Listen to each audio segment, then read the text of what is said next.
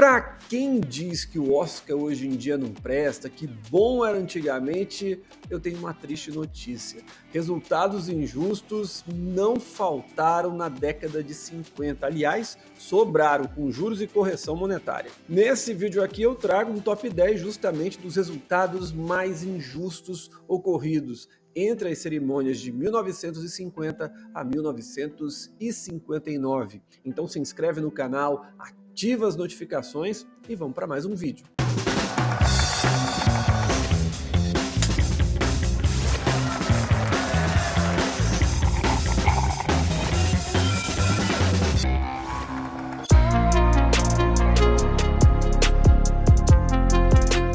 Esse top 10 começa com uma vitória que nem chega a ser tão absurda. Porém, quando você olha para a lista dos perdedores, dói no coração. O George Stevens venceu melhor direção com Um Lugar ao Sol, noir muito bem conduzido em seu tom trágico e com um elenco repleto de estrelas, fazendo todos eles grandes trabalhos. Porém, a Academia tinha a oportunidade de premiar o Vincent Minnelli e toda a magia dos musicais no belíssimo Sinfonia de Paris, assim como poderia ter prestigiado a ousadia do Elia Kazan ao trazer o universo amoral criado pelo Tennessee Williams para as telas e dar fluidez ao choque das atuações da Vivien Leigh e Marlon Brando. O bom é que toda essa turma ganhou seus Oscars. O Vincent Minnelli foi premiado com Gigi, o Elia Kazan ganhou por Sindicato de Ladrões e o George Stevens repetiu a dose com Assim Caminha a Humanidade.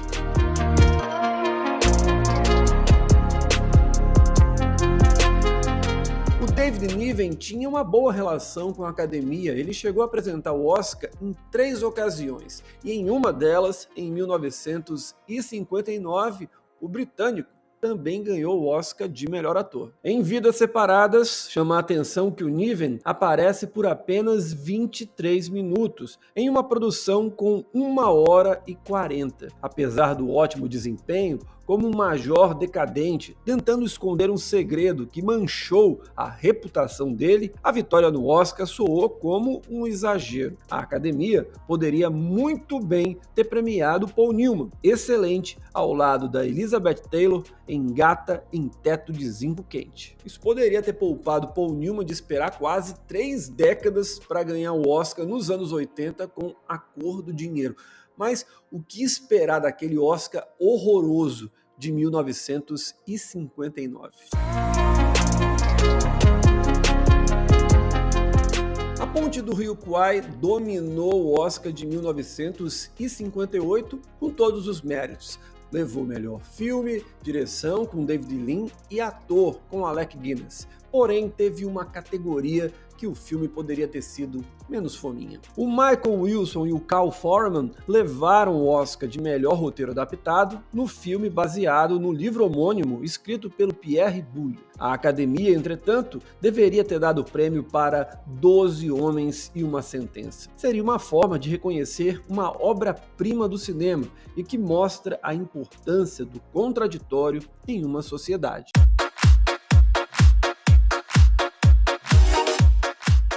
Ainda que não fosse o ator mais brilhante da geração dele, o William Holden trabalhou em uma série de grandes projetos nos anos 50.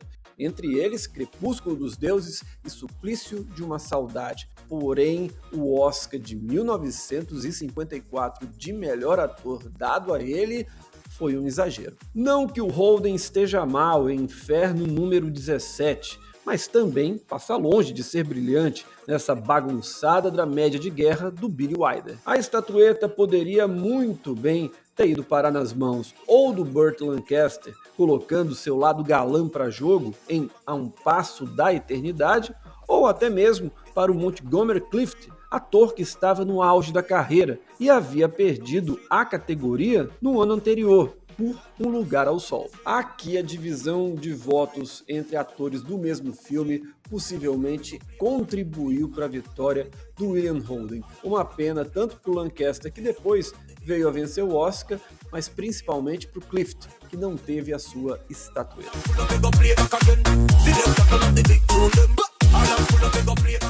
O Oscar de 1957 foi sofrível e o resultado da categoria máxima é uma prova disso. Tentativa desesperada de Hollywood em manter a atratividade do cinema na disputa contra a televisão, A Volta ao Mundo em 80 Dias era mais um espetáculo megalomaníaco do Cecil B. DeMille. Porém, aqui o filme é completamente sem personalidade, jogando tudo sobre os ombros dos atores para que eles mantenham o interesse do espectador. Mesmo sem ser o épico que insinua tentar, Assim Caminha a Humanidade está anos-luz na frente e deveria ter vencido o Oscar tranquilamente. Chama a atenção que o George Stevens, de Assim Caminha a Humanidade, levou o prêmio de melhor diretor, superando com tranquilidade até o Michael Anderson, que era o pobre coitado que tinha que obedecer o Cecil B. DeMille.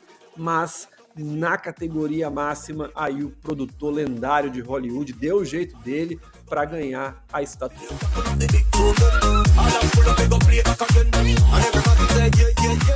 Demorar a premiar lendas do cinema de Hollywood quase sempre acaba sendo um problema para a academia.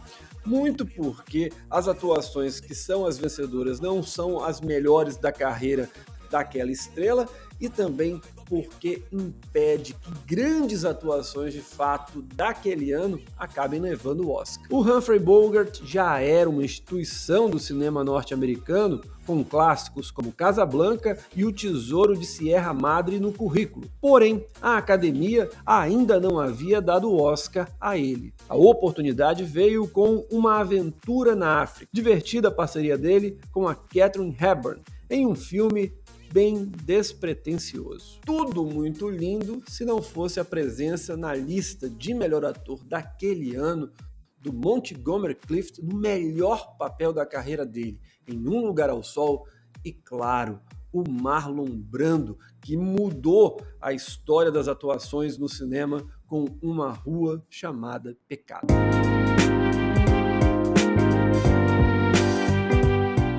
Esse resultado aqui, dói na alma de qualquer cinéfilo no mundo inteiro. No Oscar de 1956, a Academia premiou em melhor história e roteiro o insípido musical Ama-me ou Esqueça-me, cinebiografia da cantora de jazz Ruth Etting e protagonizado pelo James Cagney e Doris Day. O filme superou o inesquecível Juventude Transviada, retrato atemporal de jovens na transição para a vida adulta, enfrentando os pais e o sistema social que os aprisiona. O mestre Nicholas Ray pode até ter ficado sem Oscar, mas ele entrou para a história do cinema e isso já é suficiente.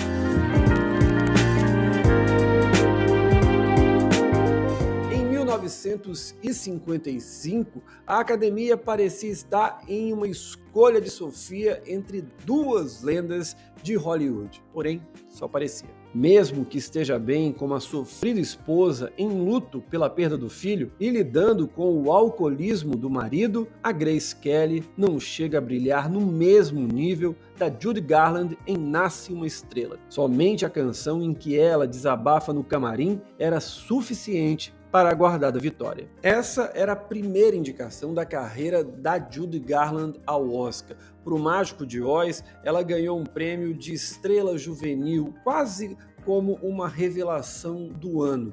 Depois de Nasce uma Estrela, ela chegou a disputar o Oscar novamente com O Julgamento de Nuremberg em atriz coadjuvante, porém acabou perdendo mais uma vez.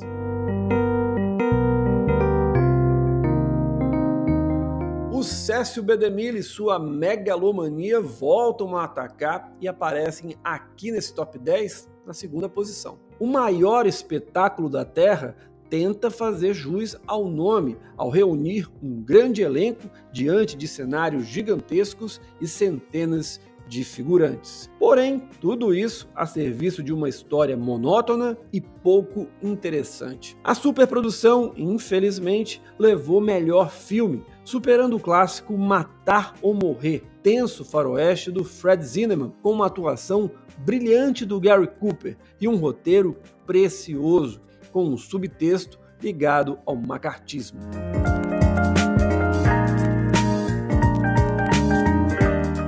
resultado mais injusto do Oscar na década de 50 também pode ser considerado um dos mais inexplicáveis da história. Em qualquer edição da cerimônia, a conquista da Judy Holliday seria questionável, pois, ainda que esteja bem, não é nada marcante. Isso, porém, se agrava ao vermos as concorrentes, entre elas a dupla de A Malvada, Anne Baxter e Bette Davis, e a Gloria Swanson, inesquecível em Crepúsculo dos Deuses. Adaptando Norma Desmond, elas são gigantes. O Oscar é que muitas vezes é pequeno.